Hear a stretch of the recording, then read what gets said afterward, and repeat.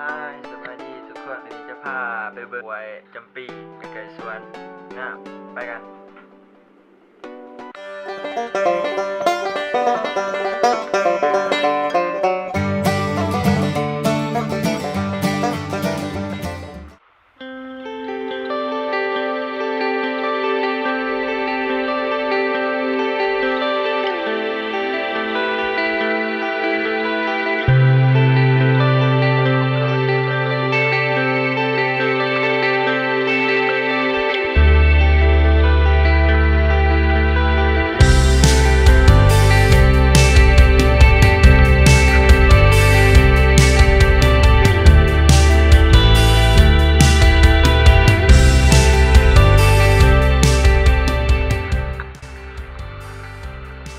น้ำเย็นดีเราต้องโดดไป let's go เฮ้ย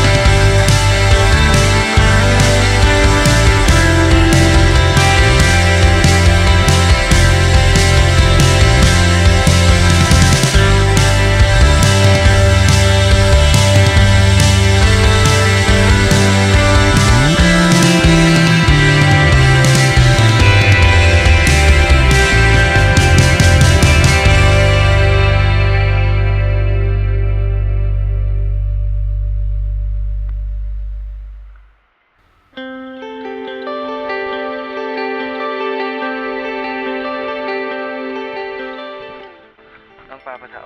ได้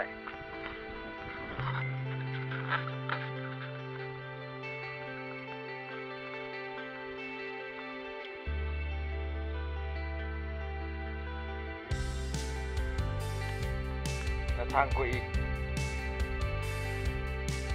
มีงวดละทางไปบ่ได้เฮ้ยอย่าเดินมาด้วย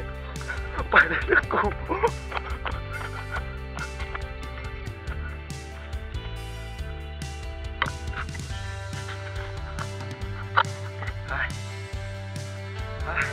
ไปงัวละทางไปบ่ได้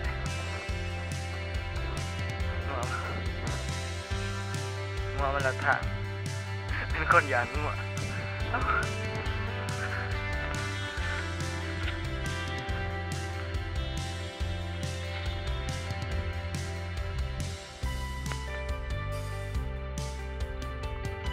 ส่งไม่เต็มบางยาทิศบูปลาไปสำหรับการถ่ายไว้จำปีโอกาสหนาคลิปหน้าสำหรับวันนี้ลาไปก่อนบ๊ายบาย